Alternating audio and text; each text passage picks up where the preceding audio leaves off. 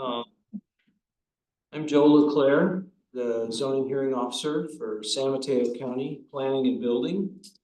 And I'm convening the, what is this? The September, when you retire, you lose track of the dates. September 19th, 2024 zoning hearing officer meeting. And let's begin by saying the Pledge of Allegiance. Pledge allegiance to the flag of the United States of America, to the republic for which it stands, one nation, under God, indivisible, with liberty and justice for all. Very well. So the first item on our agenda, oh, and I should say that we are located at room 101 in County Center building 455, and we're also holding this meeting on Zoom. So for those participating via Zoom, we'll provide instruction on how to join in the meeting, make comments when it's timely for that. So, but the first item on our agenda is public comment for items that are not on our agenda. So if anyone who's participating via Zoom or anyone here wants to make a comment about something that is not on our agenda, now's the time to do that. And if those on Zoom would like to make such comment, please raise your hand, and then Ted can explain to you how to do that. Is there anyone who would like to make a public comment? We don't have anyone at the moment.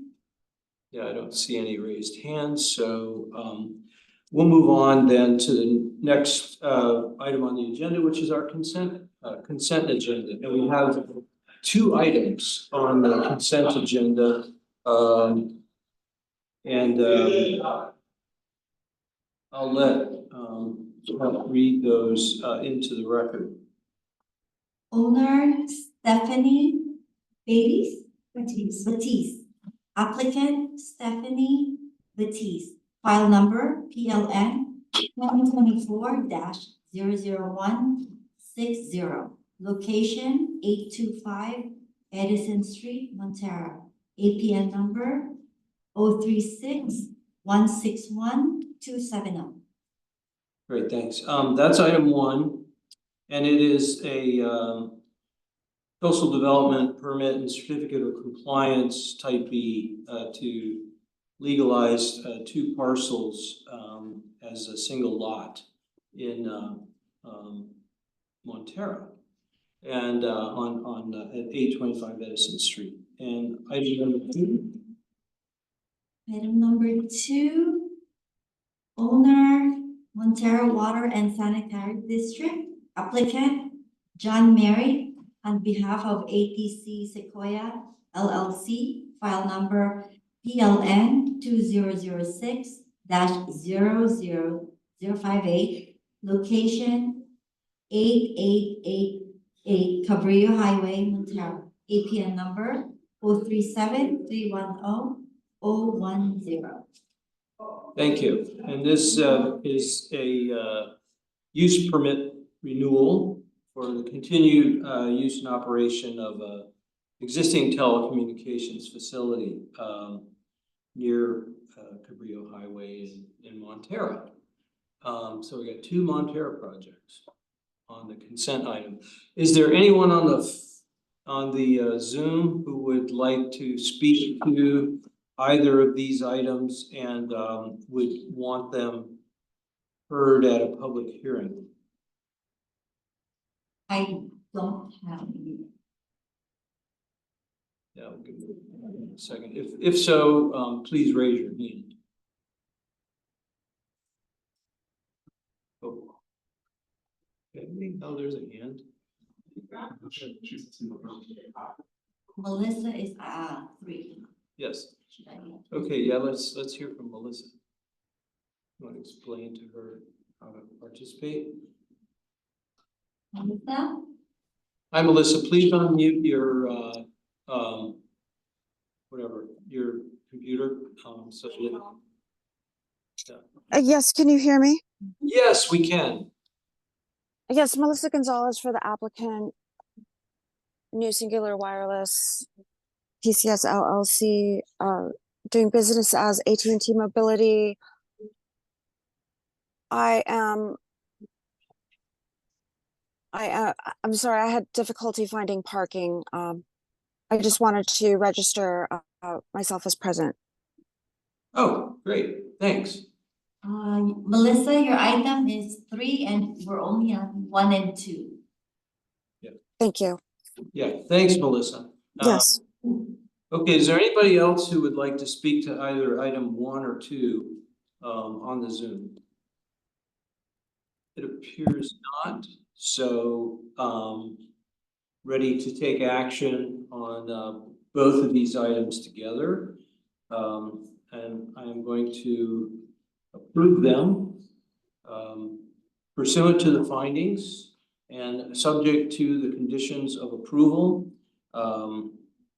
in the staff report in attachment A for both items. And if anyone wishes to contest this approval, they may appeal it by submitting an appeal in writing to the Planning and Building Department by 5 p.m. on October 3rd, 2024. And the appeal fee for such an appeal is $616.35. And that concludes our consent agenda, and we'll move on to the regular agenda, which we have one item, and Ted, can you please read that into the record?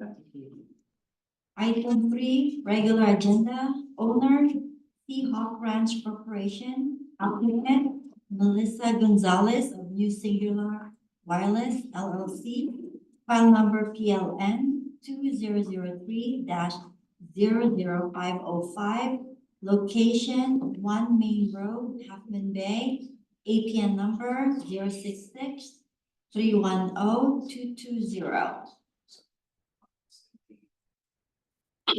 Morning, Kate, Sam, take it away. And good morning, members of the public on Zoom. My name is Sam Becker. I'm San Mateo planner and project planner for this item, which is file number PLN 2003-00505.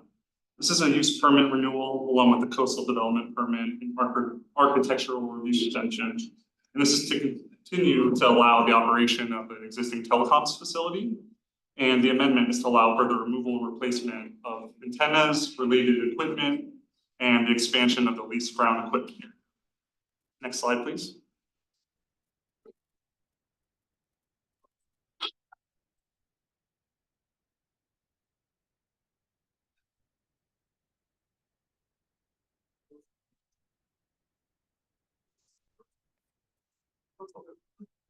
Great, thank you.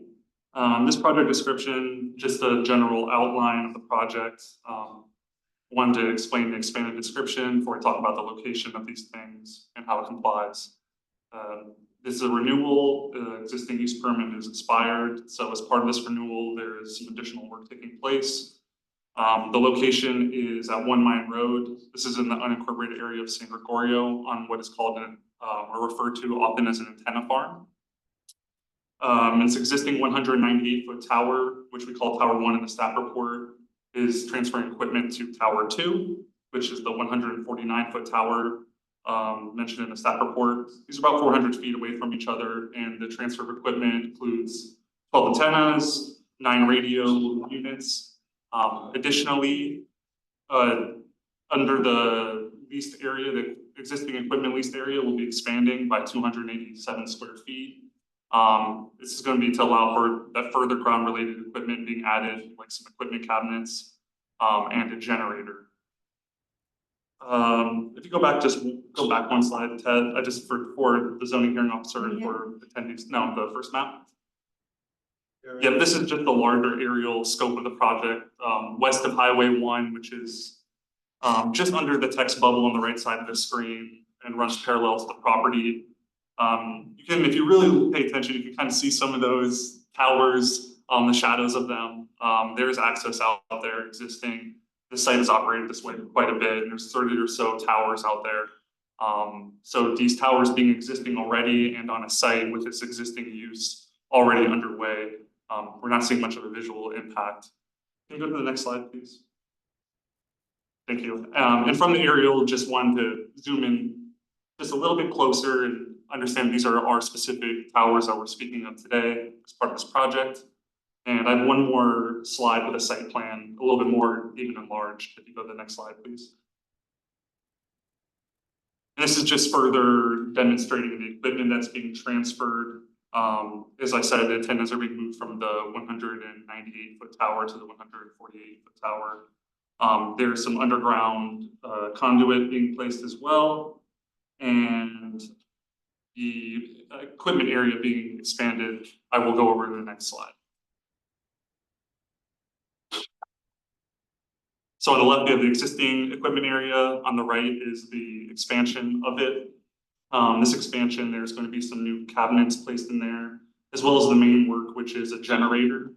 This generator does comply with AB 2421, which is basically we streamline the approval of the generator itself as a minor modification. So not looking for any comment here today as it complies with minor modifications. And it can be bifurcated for building permit purposes if they would like. But we're looking at everything today as a whole because we haven't done that yet. The diesel? The diesel generator, emergency standby generator, it's less than 50 horsepower, so it complies with state law that allows it to be a minor modification. So, I included that the work was being done in the staff report, and I let the applicant know that moving forward for building permits, depending on how they want to order things process-wise, this could be done on its own. It doesn't need the other expansion of work does. So yeah, to qualify for this, just some more information on AB 2421, less than 50 horsepower, has double-walled storage tank. It's placed on a concrete pad and doesn't expand 300 gallons or the criteria for that. Again, this leased area is already existing. It's just being expanded. It exists under Tower 1. No visual impacts are expected. This is hundreds of feet away from Highway 1 at the ground, and it will be properly screened as existing. I've included some conditions of approval in the staff report to make sure that the new screening and new fencing going up with this expanded area matches what's existing already, to again help with any possible visual impacts. Ted, can I have the next slide, please? This slide is just to go over environmental review. This is a existing facility.